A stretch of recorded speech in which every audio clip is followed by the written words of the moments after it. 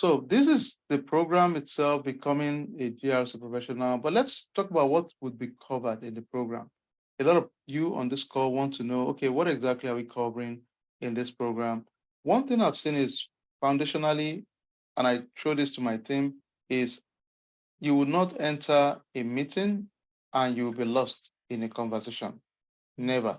So our goal is to make sure for all our team members, at any point in time, we give you the skills, the tools to be so successful that if there is if there is a call to have a meeting, you will be spot on. You will be ready. I mean, you would not be slaughtering or kind of be everywhere because you already know the different concept required in cybersecurity. So we get into the overview, talk about vulnerability management, asset management, threat intelligence, incident response, identity access management, SIEM, security incident and event monitoring, disaster recovery, and business continuity. We get into all the context of it, really, on what it's all about, and the key highlights of it, the best practice specific to it. You live with that firm knowledge to say, oh, I got it. I know what it entails. I know what is required. So at the end of the day, you are more comfortable, more confident in the specific of what is required. Then we get into the meat of it. You will know how to build cybersecurity policies in all of those domain area. You work with understanding different framework to map to cybersecurity policy for NIST, for NIST cybersecurity framework, ISO 27001. You will learn how to conduct risk assessment, third-party risk management, data governance, data privacy, foundation of IT general controls. Then we get into overviews of some cybersecurity policy like GDPR, which is for privacy for European, EPA for healthcare, those of us on the healthcare space, PCI mostly for people that are in payment card industry, financials, or processing credit card information. Then we get into SOX for publicly traded company. So it's going to be an exciting 1 month of, I always say, intense work. There will be work. It's not, there's no shortcut. We put the work in it, which is exciting, really. Some general fact in general, full disclosure, transparency. We all know that the world is a little bit interesting recently, and that means that a lot of people are currently being laid off. We are not ignorant of that. Some of us on this call are probably victim of a layoff too. And in the scheme of things, it's a sad occurrence. We get it, but it also shows an opportunity for us to upskill ourselves. I think it's one of the most important thing to do. Most people think, oh, well, I'm laid off, so I'll just, chill, start looking for a job alone. No, I think it's the smartest time to start upskilling yourself. It's not a time to calm down and relax. No, it's a time to do the opposite. Be very aggressive to upskill, because you and I know, if you've been long enough in the Western world, things go down, things go up. So I know things are bouncing back. All right. So we should feel good about that, because we know at the end of the day, it's going to bounce back. So be ready. It might be in a month, it might be in 2 months, we don't know. But just be ready, get yourself ready for those potential time. All right. So again, I think I covered most of the things I feel are areas that, we should put a lot of emphasis. So in the class itself, we would understand those key threats in any environment. We would understand what it entails in terms of why it's important to protect organization assets. You all would agree with me. In the past, historically, the company we think are highly valued would be companies that manufacture things we can see, or that distribute things that are tangible. The oil and gas folks, the guys manufacturing auto, rail, there are things we can physically see. But now is an era of data. You guys, ladies, will have heard of data is the new oil, meaning, yes, a company like ExxonMobil is valued at 1 point something trillion, right? $1 trillion, whatever. The same thing, a company like Google, that is probably less than 25 years old, is valued about the same thing also. The valuation is in trillions. So it means, or Apple, it means this is serious stuff. A lot of people, the valuation is just insane because the opportunity is there also. So that is something to put it at the back of our mind. This is just giving you the foundation and framework of what is governance, risk, compliance. When you hear that, it's a combination of many things together. You'll see in our program, we teach you a lot of things, and it's by design so that I don't know where life will take you, but when it happens, you're mentally ready. You are ready to take on tasks that you'll not be scared of because you've been exposed to it. None of us know what your actual day-to-day role would be in the long term. But what I know is that I'll make you touch a lot of things. So when that time comes, you are confident to showcase yourself and volunteer yourself for those opportunities, especially in a time like this. This is the time a lot of companies, when they are laid off, the first thing they start assessing is which of the people in my team has diverse skills. And I know this because, as I mentioned, I'm also in leadership role. These are the things we consider all the time, right? Because you want to see who can do other things to justify keeping them in their position at the moment, right? So it's always smart to position yourself to be very diverse and knowledgeable in multiple areas. So it's a smart thing. One thing I challenge you is a lot of you will tell me I've done Scrum Master, I've done Agile, I've done many things. Great. I've done business analyst, I've done audit before, I've done many things. It's okay. I always say that because every one of those knowledge base fits into the scheme of things. Sometimes you ask yourself, am I sure I'm not a jack of all trade? I've done many things. I'll say this again. It's okay.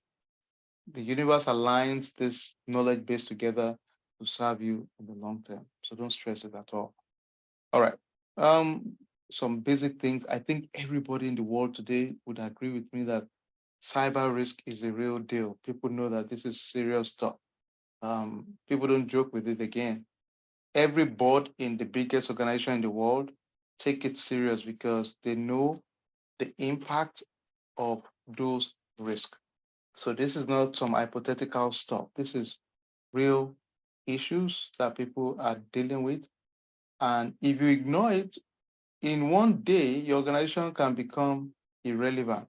That is scary because if your data is breached and suddenly you are really exposed to this risk, then it changes the game entirely. It means overnight you just realize that you've lost relevancy and you've lost so much finance that it can destroy your organization for many years to come. So that's a big deal. People take it serious now. It's not a joke. Some incidents some of us have heard before. Target is one of the largest retail store in the US.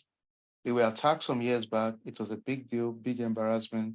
Now, the crazy thing about Target incident was it was a third party that was serving Target that was attacked. But in the scheme of things, I, as the customers, don't care.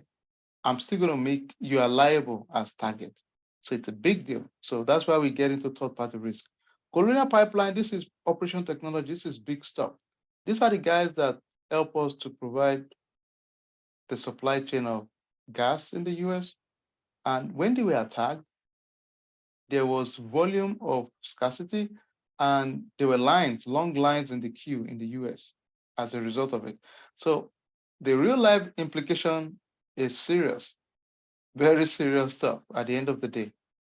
We talk about vulnerability, which is just a weakness that can be exploited, risk, possibility of something bad happening, threat, an entry or actor that may exploit a vulnerability. Okay, so for all of us on this call, do me a favor. Can you type CIA? Everybody, can you type the word CIA? CIA means confidentiality, integrity, and availability. Just type CIA if you don't mind, please. Type CIA. Let me see. I think you can go ahead and try type it again. CIA. Now, if you're in a meeting and somebody talks, you can tell them, I want to make sure I check the confidentiality, integrity, and availability. Anytime you say that, you will sound so smart. I know you're all smart, but smart in the context of cyber, they will know you get it. Because really, those are the core bedrock for us. And what does that mean? Confidentiality is saying, is the information kept private and secure? Simple.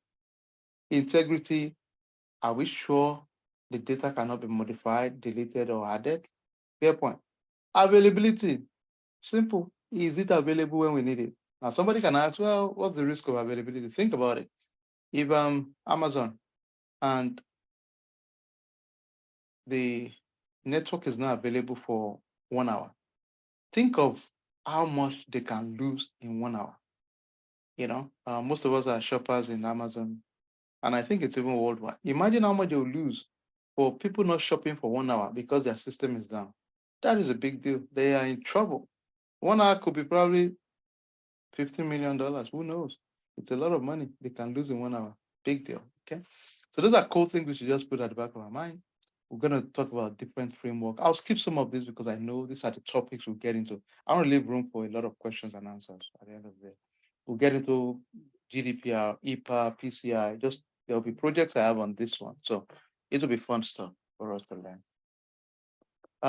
Then we will do a lot of assessments, recommendations. You'll see me do things along that line, real-time hands-on stuff that will keep you grounded mentally to understand, okay, I'm recommending stuff to my leadership.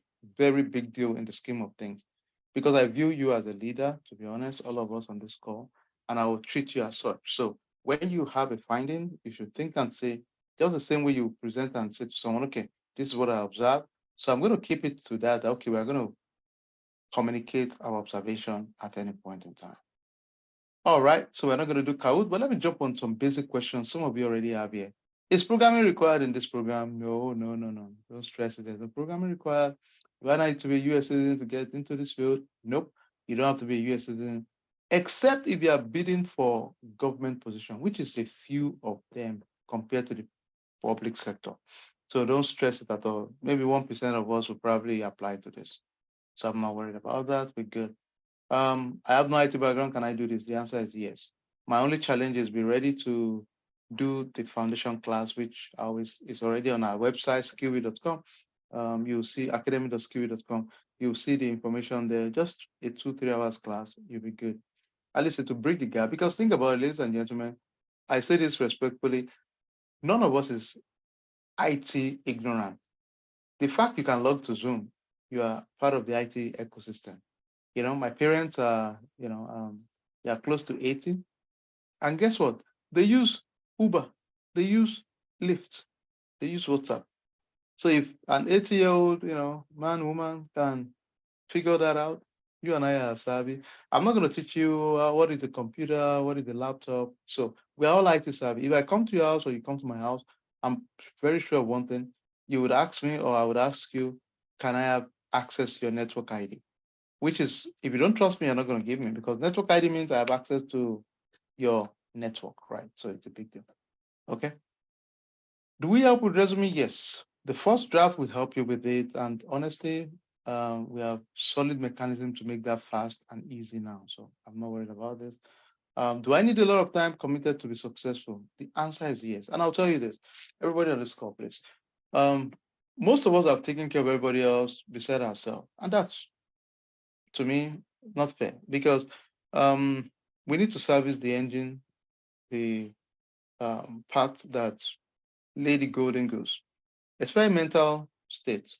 You have to have a time, a budget for your self-development yearly. I challenge everybody. I think it's a must for all of us. If it means attending conferences, training, it's a must. You can't afford not to do it. You will not be relevant for long if you ignore yourself. So the way I look at it is make it a 1 month of treat to yourself, commit to it though. And within that 1 month, disappear professionally. Don't just focus, make your life this for 1 month and put the time outside of the class time, which I'll get into in a bit. I need you to just put all your energy, your focus on this. Daily commit 1 hour of study time outside of class. And the 1 hour might be doing the exercises, the labs, and listening to the lectures. However you want to split it is fine, but you must commit that time to it. Very important. Okay. So there's no shortcut to it. A lot of people ask me, is there? No, it's serious business. It's work, right? So and the beauty is that all of us are already working hard anyway. It's just now we are working hard in a field that will reward you well. It has good career prospect too. It has prestige. It's here to stay. The work from home opportunity is there. Even before COVID, most of the jobs have always been work from home in this space, but the opportunity is there. Put the work, put the time. You'll be thankful you did it for yourself. I believe that strongly. All right, let's go. What kind of computer? It doesn't matter. Mac, Windows, um, anyone that you're comfortable with, just use it. We're going to be on Zoom. So job sites to use: Indeed, Dice, LinkedIn, Premium, anyone, it doesn't matter. Most of our team use multiple sites, which I recommend. Don't overthink it. The way I look at it is, once we are done with a program like this, all of us will wear sales hats. Sales hat mean you start aggressively selling yourself, you know. So that's very important. Somebody said, can we start applying for jobs after the class? That's the goal. 100%. We are not here to teach you certification. No, I'm not useful there really. Um, it's strictly job focused. Now, we're not of the illusion anything is automatic. No, we know we'll fight for it, we'll put the work. So, and that's what we intend to do. That's my role, to be a mentor, guide you, focus on areas. A lot of you have researched cyber around online and all that. The reason it makes sense is a mentor will guide you on areas to just focus on, so we don't waste on our energy on things that are not relevant. I'll tell you things that are applicable now, that we can have the knowledge now, sell the same project you worked on in class. That's the beauty of it. I'm not asking you to say anything else. You're not cooking up stories. You're talking about the project you worked on in class. That's your interview. That's it. Just say that. That's why I need you to be involved. Put the work in the exercise I give in class. Let's do it together. And just say the same thing in an interview with the same passion. And honestly, good things happen when we do that. I've seen that many, many times. All right. What roles can I search for after a program like this? Look at the roles: GRC analyst, third party, data governance, um, data privacy, IT risk analyst, cyber risk analyst, NIST auditor, ISO 27001 auditor, security control assessor, IT risk assessor. Whichever, the way I look at it mostly is, I don't even, I always, um, the easy way I think we should think about this is, any job function, whatever the description is, if 60 to 70% of whatever they put in the function aligns with what I taught in class, apply. Because a lot of people, sometimes they put titles that may not really be reflective of what we did, but I don't care. I just want you to say, okay, this function aligns with what we did in class, then apply, because that's good enough for us, really. All right, let's go. Do I need experience to begin my career? No, you don't have to start, because you have the foundation class you will take quickly within a day, and it will give you that baseline knowledge of what we need. Now you need drive though. You need to be driven, be hungry. If you're hungry, this is a place for you. If you desire more, you want a change, you want to put the work, this is for you really, because you can do it. It's not rocket science, nothing fancy out of this world. Does the role require meeting? Yes. And a lot of our folks, it's not uncommon to see them even have one or two jobs in some cases. So it's all about planning, how people plan their time. You schedule meetings when it won't contradict each other. People do that a lot, but you will do some meetings. And that's why in our program, it's very collaborative. You see us work together a lot, because I want to simulate and make you ready for the real deal in the long term also. Is certification required? No, it's not required. However, when we put the resume together, you would have to put a certification and put in bracket "in view," meaning we are working towards it. All right. And the reason we are doing that is just to show them, oh, we are proactively seeking it later. But in the scheme of things, please, please, please don't forget this. Very important. Your experience, your knowledge base transcend certification. A lot of leaders don't care about certification, I'll tell you for sure. And So I think you should not overly care about it too. Let me tell you why. If you want to paint your house today and two people come in, the first person comes in and say, "Hey, I have a PhD in painting. I have a master's in painting, a bachelor's in painting. I've always learned painting all my life." Great. The second person comes and say, "Hey, I went to high school. I only have a GED, but I painted for Mr. Hay. Look at the painting samples. I painted for Mr. B. Look at the painting style and the sample. As a matter of fact, I went to painting conferences, and based on my work, they even gave me some interesting accolades." It's a no-brainer. You want someone that can actually execute and do the job. That's the same concept. People are people. At the end of the day, just like you and I, they make decisions like you and I. They think and say, you know what? I would rather have someone that can do the job. Now, one thing I would throw to you, never forget this. At the end of the day, everybody just wants somebody that can make their life easy at work. That's it. There's nothing fancy or rocket science. I just want someone that can make my life easy. And that's it at the end of the day. All right. Do I stand a chance to pass GRC certification? Yes, if you want to do this one, it's one of those good certification. And you can't fail it because you just have to keep repeating it even if you fail it.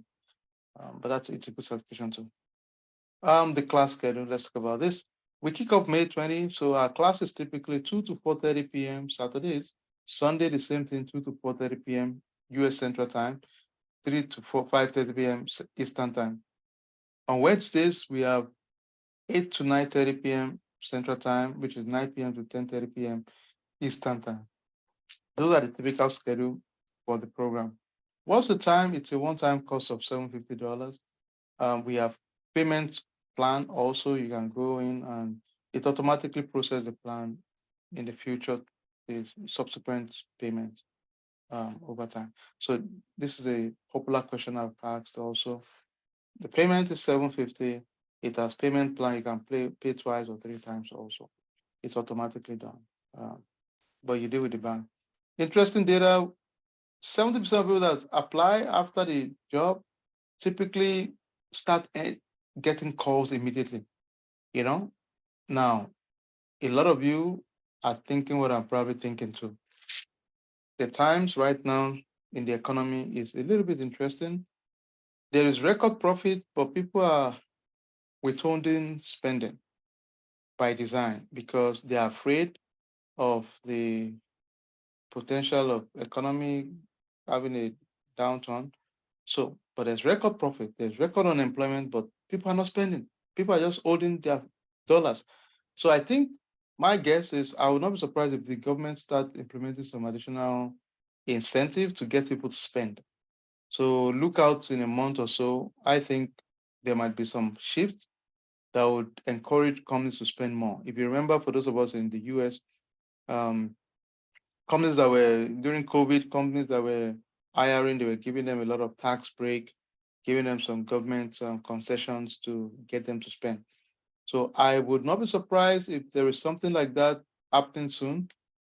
Fingers crossed, we don't know yet, but that's something that I think would force people to say, okay, yeah, I have incentive to spend. So look out, be ready, be ready, be ready. That would probably be something that would happen soon.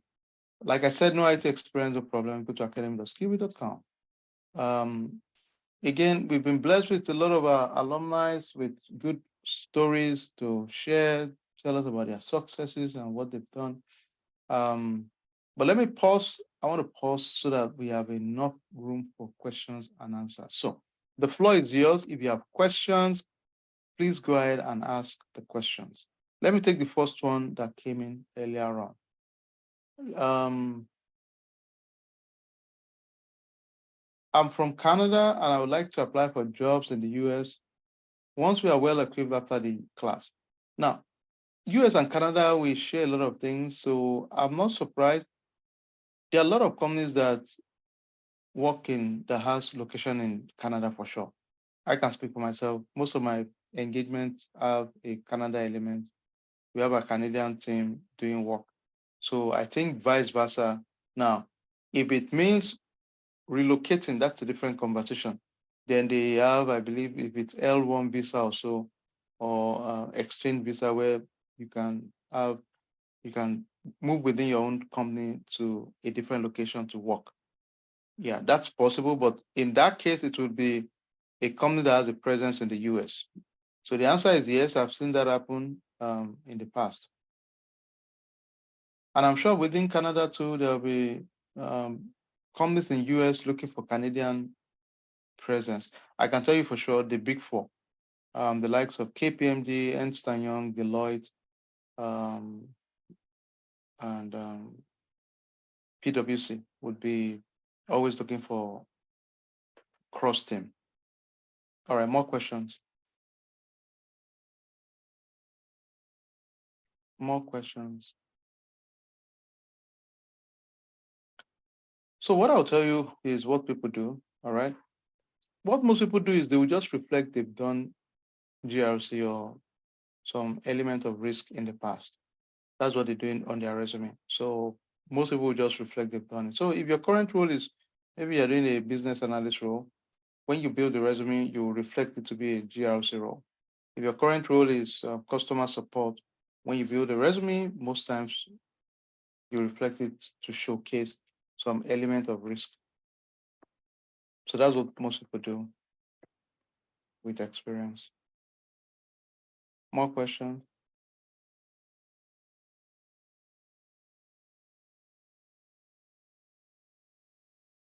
Please just go ahead and ask all the questions.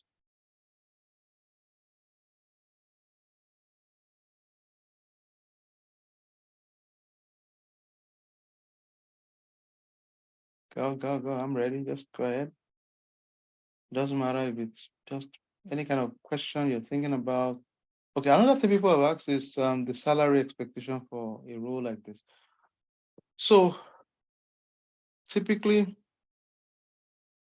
some people are paid so well.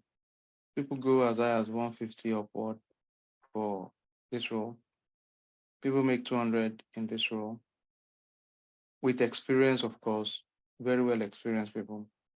For us, based on our training, we will not go more than 110.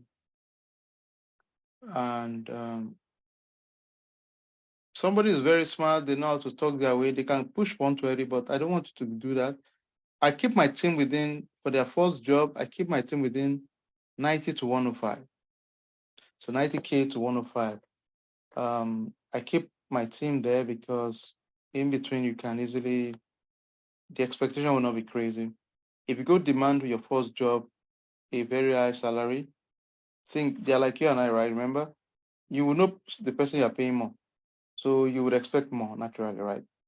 So I would rather have you be in the middle so that the expectation will be you're just executing, not necessarily the lead role. I want you to grow into the lead role versus expecting you to function as a lead immediately, because that will be too much pressure on you for a first job. So first job, I always recommend kind of play in the middle so that you learn in the process, then you can build up after that.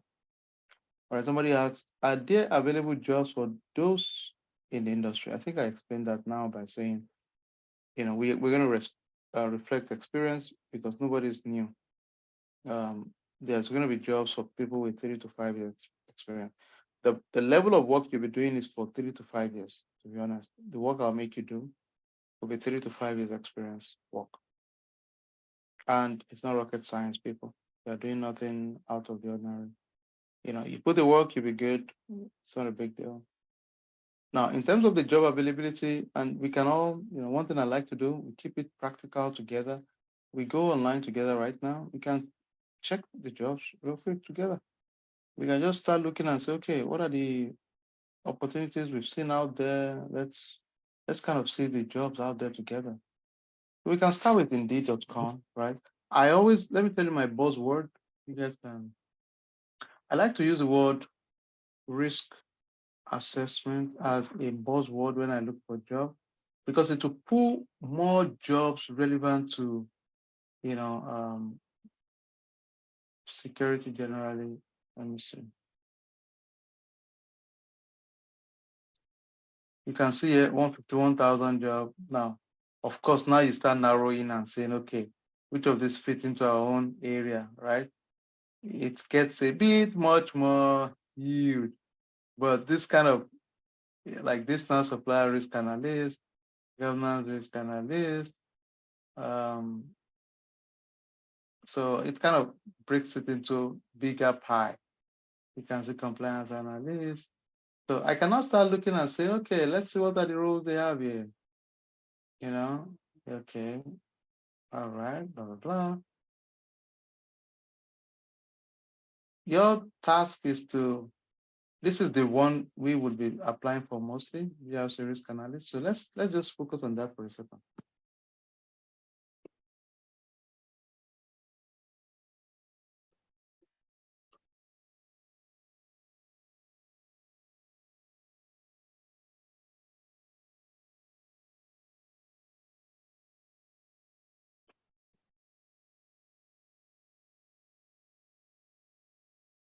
So you can see that workaround compliance here.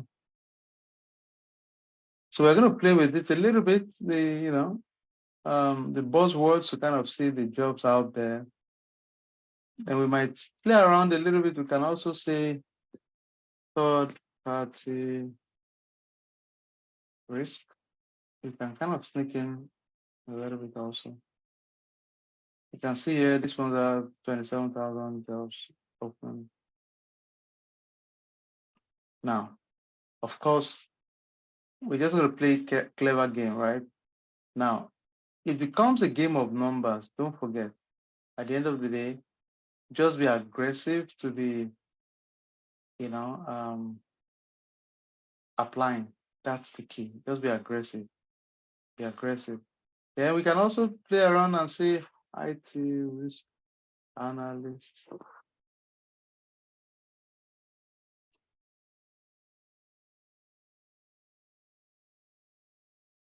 Okay, so it's combination of patience and buzzwords and kind of playing around to apply to as many positions as possible. There's another one, privacy analyst. We've had people get a job here also, especially people that have prior background in like law or stuff like that. You see them, they love areas like this, and they can, so we'll cover element of privacy also, how to do privacy impact assessment. We'll get into that in our program. So you would have to be the one to kind of play around different roles and apply to those positions as much as you can. We also have a mechanism we've kind of baked in that is really cool. The mechanism is, there's a plugin, a browser plugin that we use now. So this plugin is really effective because